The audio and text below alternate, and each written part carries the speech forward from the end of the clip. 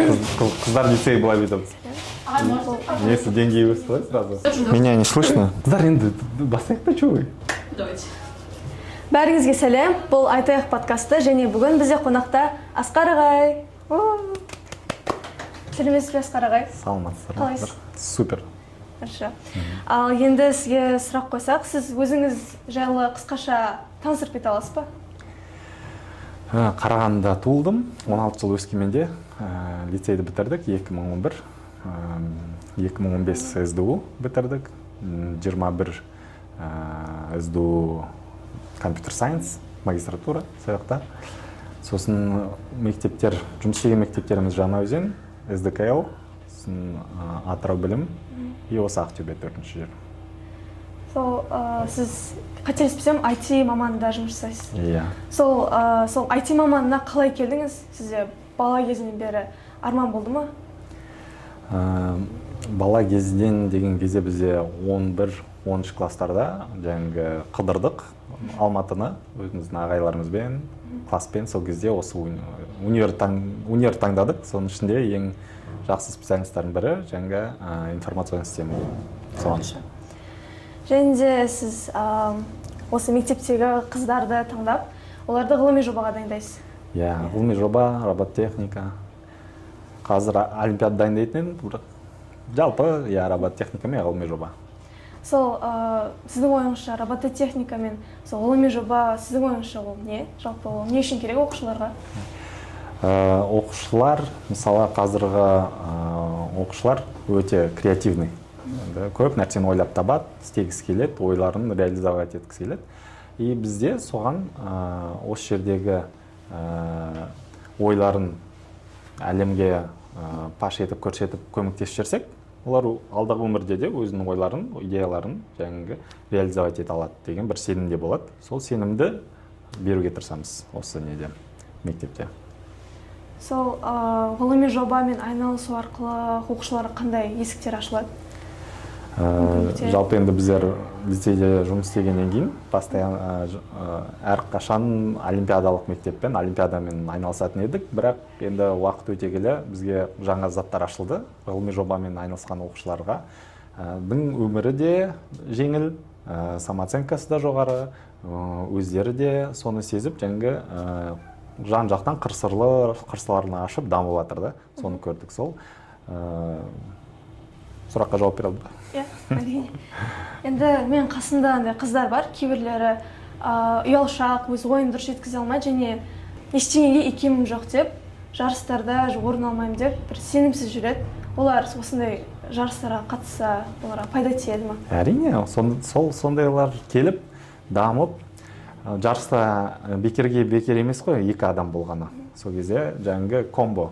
Менде жоқ қасиеттер адамда бар. Әр адамда бір жақсы қасиеттер бар. Соның жақсы қасиеттерін общий бір жобаға сай қылып дайындаса, әр оқушыдан, әр адамнан менің ойымша жақсы бір результат күтуге болады. Ғылыми жобалармен қай сыныптан бастап айналысқан дұрыс? Мысалға, ол неге байланысты? Қандай дәрежедегі ғылыми жобаға байланысты? Мысалы, кішкентай кезден робототехниканы біліп, кішігірім базовый программированияны білсең, көп заттарды жасай алатын боласың. 3D принтермен жұмыс істей алсаң, өте көп нәрсені жасай алатын боласың. Сол уақытта, қай уақытта үйренесің, соған байланысты. Ал нәтиже шықсын десеңіз, мысалға бір университетке пайдалы болсын десеңіз, әрине 8-ден бастап ғылыми жобаны бір жыл ішінде дайындап, 9-да сол жобамен бүкіл жерге барып, аралап көріп, бүкіл жерден орын алып, онда жаңағы сол барған жерлерің туралы мотивационный письмо солардың ішіне енгізіп, солай жазған өте бір жақсы бір жол деп ойлаймын. Ал егер бір кеш ойланған қыздар болса, мысалы 10-шы сыныпта бастаған қыздарға ол кеш бола ма?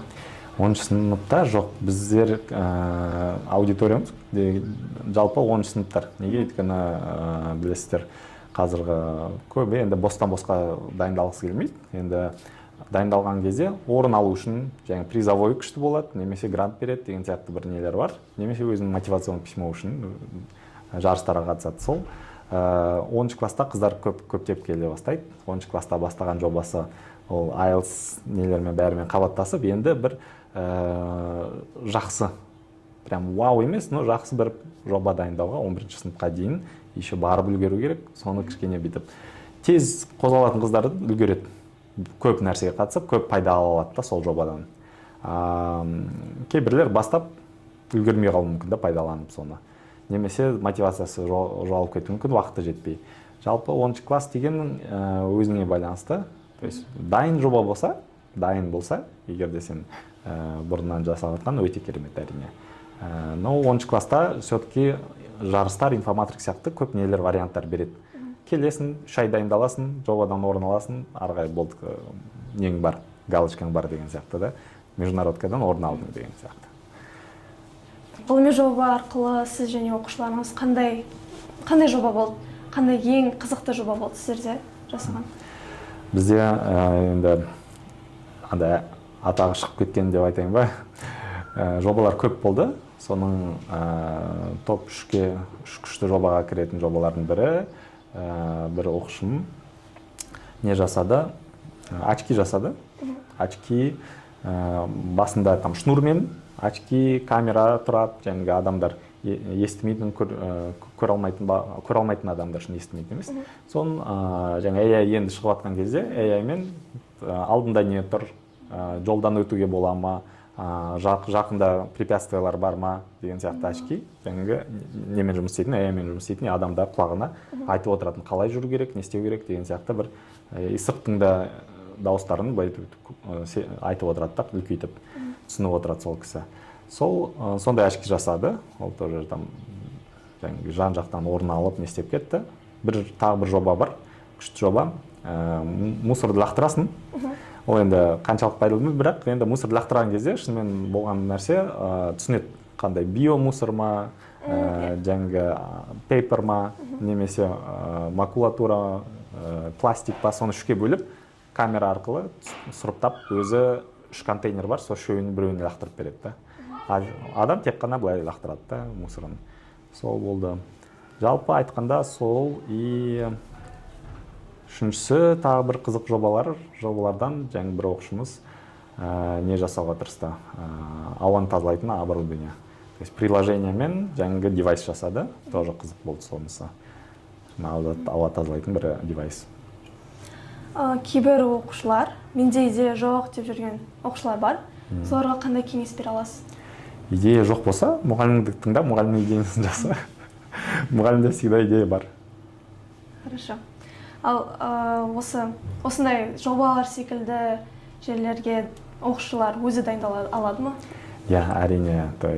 Біздер енді қандай жұмысты атқарамыз? Біздер ол жолдан өткеннен кейін кішігірім жеңуге көбірек шанс бере аламыз. Қандай не айту керек, қандай мысалы AI қосу керек қазіргі заманда, өйткені AI-сыз қазір орын алу республикадан қиын деген сияқты. Соның бәрін қосып, опытпен бөлісіп, немесе жобаны мысалға бір случай болды шынымен, жаңағы мусор лақтырумен. Оқушылар 3-4 айдай жасай алмады оны.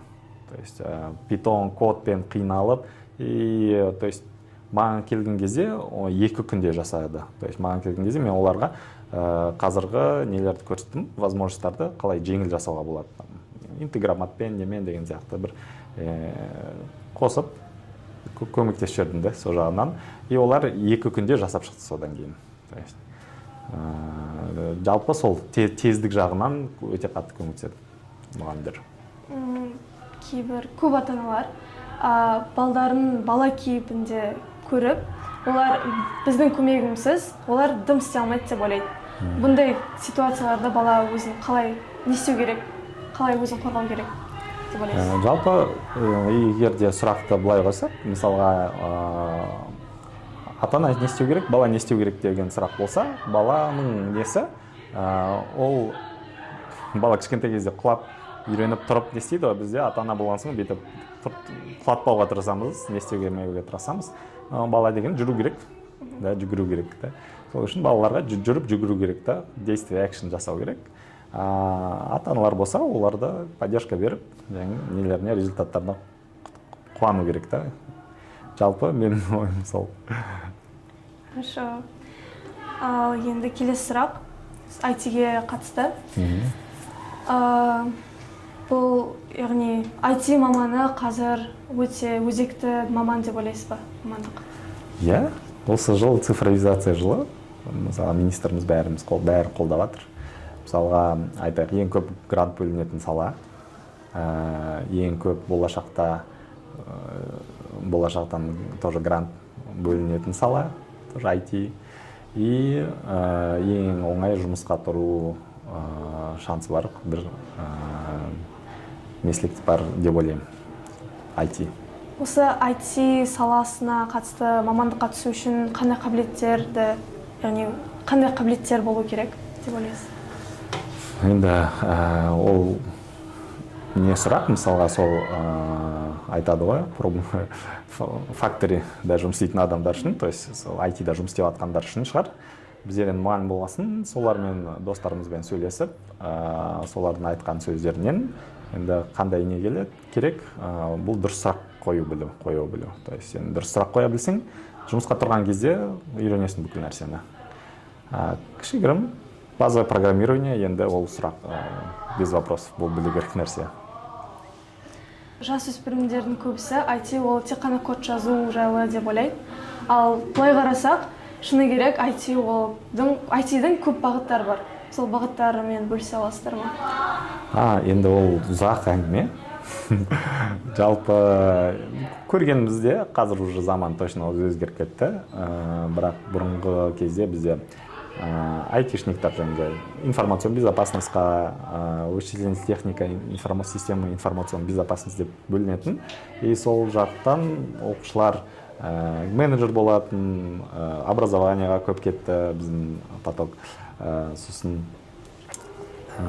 жаңағы сети деген бар, Cisco, Network, Қазақтелеком, сол жаққа көп кетті. Дизайнер болғандар бар.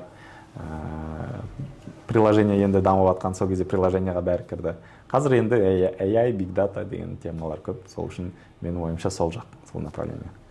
Сонда қазір ең востребованный. Жасанды интеллектпен байланысты мамандықтар өте қатты дамып жатыр. Және сол IT мен жасанды интеллектпен қатысты мамандықтар айырмашылығы бар ма екеуінің? Мен кішігірім мировоззрениеме сай айтсақ, сұрақ мынандай да, то есть AI мен және IT, яғни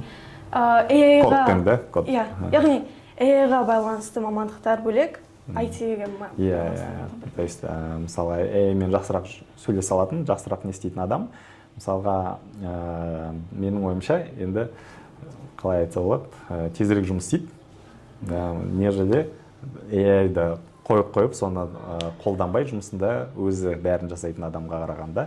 Өйткені қазір біз мысалға обычный бір проектті алсақ, бір функциясын, екі функциясын жасай алатын едік та. Сол AI-мен көмегімен бүкіл функцияларын жасап, жаңағы бір полноценный дамыған проектті жасай аласың да, өте кең и өзің жалғыз, бір өзің. Жалпы Claude, сол нелер системалар көп, Copilot деген қазір жұмыс жасайын деген адамға вообще жас керек емес, сразу соларды үйреніп, кіріп кетсе болады сол сфераға. Жаңағы сіз айтып кеткеніңіздей, көптеген проекттер жасадыңыздар. Сол жасаған кездерде қандай қиыншылықтармен кездестіңіз? Атырау қыздар лицейінде жұмыс істегенде бір қыздар немен жасады да, андай меланома, либо жаңағы скин канцерді определять ететін приложение. Телефонмен приложение определять еткен кезде ең бірінші проблема бәрінде ол данныйларды жаңағы не істеу, облакада ұстау. И сол программаны бәріміз бесплатный версиясымен жұмыс істейміз. Сол платный версияны алып, жаңағы үлкен бір нелерді жасау керек. Оған дейін жаңағы CastDev деген де бар. То есть сен скин канцермен жұмыс істейтін болсаң, дерматологтармен сөйлесу керек жасша. Сол мәселелер жаңағы CastDev чуть-чуть хромать етеді. Сосын үлкен ақпаратты сақтау хромать етеді. То есть біздікі как будто MVP, но енді все равно мысалға бір барған жерге келген кезде бір үлкен бір база данных керек та. Сол база данных, сондай заттар кішігірім қиыншылық тудыртады. Әрбір бастамашы жаңа программа, приложение жасайтынымыз жоба оқушысы үшін. Және де одан бөлек сіз жарыстар ұйымдастырасыз. қателеспесем ұйымдастырасыз. Біраз болды енді ондай опыт.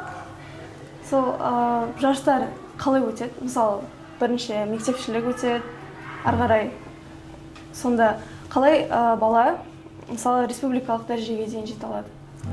Бұл мысалға ата-ана жағынан совет болса, либо оқушы жағынан совет болып екіге жауап берсем, ата-ана жағынан совет жаңа оқушыны дамыту жоспары былай болу керек. Оқушы өзінің кішкентай кезінен айналысатын хоббиі, сол хоббиіне байланысты бір проект жасай білу керек, проект қорғай білу керек, сөйлей білу керек. Солың бәрі жаңағы бір 5-ші классқа дейін бітіп, жарыстарға қатысу опыты болсын. Содан кейін план құрып, қай жаққа қарай дамып, ең минимальный конкуренциясы бар және сфераны таңдап, мен өзім айтушы едім, мысалы ең минимальный конкуренциясы бар сфера таңдап, сол жақпен жеңіл жолмен өтетіндей бірнеше проект жасап, сол уақыттарын белгілеп и тексеру. И адам табуда, соны үлкен бір көмектесе алатын мұғалім табуда. Оқушыларға қандай совет, қандай жол болу керек? Менің ойымша, оқушылар көбі мысалға лайфхактарды қолданбайды да проект жасаған кезде. Қазіргі лайфхактар, олар алдыңғы жылы айтады ғой, никто не придумывает ничего нового деген сияқты. Сондай нәрсе. То есть оқушылардың тоқтап қалатын бірінші несі, ол оқушылар не істей алмайды. Мен проект жасамадым дейді да өзім. Мен бір жерден тауып алдым деген сияқты ол проектті да. То есть бізде, менің ойымша, көп проекттердің бәрі сенің салатын бір үлесің, ол бар решенияға 1% көбірек жақсырақ жасау. Бұл өте үлкен пайда да, өте үлкен новизна, то есть жаңашылдық да. И немесе сол проектті басқа жерде қолдану, применениені ауыстыру. Нелерді кастом деген нәрсені қатты бағалайды шетелдіктер. И сол нәрселерден жаңа оқушы жаңа бүкіл нәрсені қай жерде өзгерте алады, соны үйрену, содан бастау. Мысалға 3D дизайны өзгерте ала ма, 3D өзгертіп қолданып көру. То есть алдыңғы жылғы бір проект болды ма, солармен сөйлесіп, сол проектті дамытып, кішкене қосып, тағы да дамыту. То есть бәріміз всегда с нуля начинаем, да, нөлден бастаймыз. Ең дұрысы, это бір проектпен бірге жұмыс істеп көру, оны бір жерге дейін жеткізу, опыт алу болды. Опыт алғаннан кейін уже проекттер ашыла бастайды. Ары қарай сен уже бір любой бір проект таңдап жүріп кетсең өте жеңіл да, өте керемет болады, менің ойымша. Өйткені біздер проект жасаймыз, мысалға орын алды, айталық бір түлек тастады да кетті оны. Енді қанша жыл жұмыс істеп жатқаннан кейін бір ұзақ нәрсе жасаған өте керемет болушы еді. То есть оның проектін біреу жалғастырса, оны келесі біреу жалғастырса, бір 3 жылдық бір проект өте керемет бір нәтиже алып келеді деп сенетін едім. И сіз жолы сол деп ойлаймын. Осы сіз секілді IT саласына түскісі келетін шәкірттерге қандай кеңесіңіз бар? Жалпы мамандықты неге қарап таңдау керек? Жалпы қазір енді қыздар лицейінде жұмыс істеп жатырмыз ғой. Шәкірттерге және IT-ға түсуге өте көп мүмкіндік бар, өте көп көмек бар. И қазір жеңіл. То есть түсу қиын емес, оқу қиын емес. И менің ойымша совет просто түсіңіздер, қатысыңыздар, қорықпаңыздар деген совет қой. Бұл жалпы. Рахмет. Все, да? Все. Фотографик. Одно дыхание без дублей.